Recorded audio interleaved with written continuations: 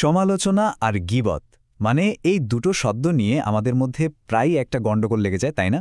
কোনটা ঠিক কোনটা ভুল? আজকের আলোচনায় আমরা ঠিক এই জটটাই খোলার চেষ্টা করব। চলুন শুরু করা যাক। আর দেখুন, এই যে গণ্ডগোলটা, এটা কিন্তু শুধু কথার কথা না। এর জন্য আমাদের অনেক জরুরি আলোচনাও প্রায় ভুল পথে চলে যায়। তৈরি হয় একটা সাধারণ কিন্তু খুবই গুরুত্বপূর্ণ বিভ্রান্তি। ধরুন, কোনো একজন প্রধানমন্ত্রীর কাজকর্ম নিয়ে তার আড়ালে কথা হচ্ছে। এখন প্রশ্ন হল, এটাকে কি বলা হবে? দেশের ভালোর জন্য একটা গঠনমূলক সমালোচনা নাকি নিষিদ্ধ গীবত? এই একটা প্রশ্নই কিন্তু পুরো বিতর্কের একেবারে কেন্দ্রে রয়েছে। সাধারণত কি হয় বলুন তো?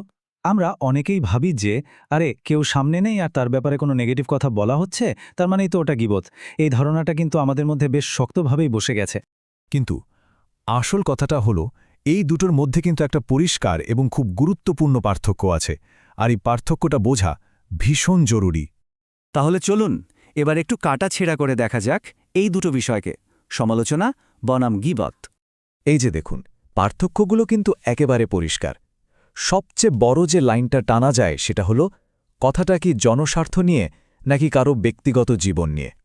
সমালোচনা সবসময় জনস্বার্থের বিষয়গুলো নিয়ে হয়, যা সমাজকে ভালো দিকে নিয়ে যেতে সাহায্য করে।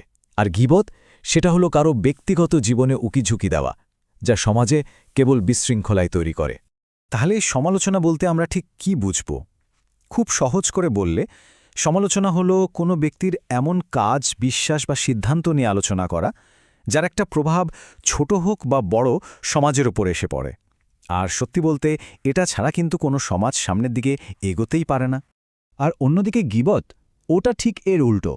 যখন আমরা কারো একদম ব্যক্তিগত বিষয় নিয়ে কথা বলি, এমন বিষয় যার সাথে সমাজের ভালো মন্দের কোনো সম্পর্কই নেই, তখনই সেটা হয়ে যায় গীবত।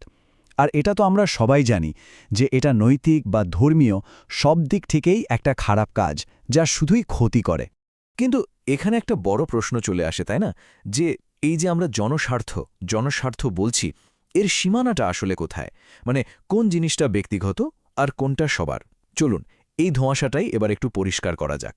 তো প্রশ্নটা হল, কখন একজন মানুষের কাজ তার ব্যক্তিগত গণ্ডি পেরিয়ে জনস্বার্থের বিষয় হয়ে ওঠে? উত্তরটা কিন্তু বেশ সোজাসাপটা। যখনই কোনো ব্যক্তির কোনো কাজ, তার পেশাগত দায়িত্ব, তার কোনো মতামত বা নেওয়া কোনো সিদ্ধান্ত সমাজের অন্য মানুষের জীবনে একটুও প্রভাব ফেলে, ঠিক তখনই সেটা আর ব্যক্তিগত বিষয় থাকে না। তখন সেটা হয়ে যায় জনস্বার্থের বিষয়। আর ঠিক তখনই সেটা নিয়ে আলোচনা করাটা সমালোচনার পর্যায়ে পড়ে। আচ্ছা, সমালোচনা কি তা তো আমরা বুঝলাম, কিন্তু প্রশ্নটা হলো, এটা এত জরুরি কেন? সমালোচনা না করলে সমাজের এমন কি ক্ষতিটা হবে? কারণটা কিন্তু বেশ গভীর। দেখুন, সমালোচনা শুধু আমাদের কথা বলার একটা অধিকারই না, এটা একটা সুস্থ সমাজ গড়ে তোলার জন্য সবচেয়ে দরকারি হাতিয়ারগুলোর একটা। শুধু একবার ভাবুন তো, যদি একটা সমাজে সমালোচনা একদম বন্ধ হয়ে যায়, কি হতে পারে? সবার আগে যত অন্যায় অবিচার আছে সেগুলো কোনো বাধা ছাড়াই বাড়তে থাকবে। আর এর ফল কি? সমাজের সাধারণ মানুষের দুর্ভাগ্য বাড়বে। এটা অনেকটা দুষ্টচক্রের মতো, যা একটা সমাজকে ভেতর থেকে একেবারে শেষ করে দেয়। আর এখানেই কিন্তু আসল খেলাটা শুরু হয়। যারা ক্ষমতায় থেকে বা কোনো শক্তিশালী জায়গা থেকে ভুল কাজ করেন, তারাই সবচেয়ে বেশি করে চান যেন তাদের কাজের সমালোচনাকে সাধারণ মানুষ গীবত বলে ভুল করে। উদ্দেশ্যটা কি? উদ্দেশ্যটা দিনের আলোর মতো পরিষ্কার। তারা চায় তাদের কোনো কাজ নিয়ে যেন কেউ প্রশ্ন তোলার সাহস না পায়, যাতে তারা কোনো বাধা ছাড়াই নিজেদের ইচ্ছেমতো কাজ করে যেতে পারে। ঠিক এই কারণে সমালোচনা আর গীবতের মাঝখানের ওই সূক্ষ্ম পার্থক্যটাকে সবসময় গুলিয়ে দেওয়ার একটা চেষ্টা চলতেই থাকে। তাহলে এত সব আলোচনার পর আমরা কোথায় এসে দাঁড়ালাম? আমরা এসে দাঁড়ালাম একটা সামাজিক দায়িত্বের প্রশ্নে। পুরো আলোচনার সারমর্ম যদি এক কথায় বলি, তাহলে সেটা হলো, এই পার্থক্যটা বোঝা আমাদের সবার জন্য ভীষণ জরুরি।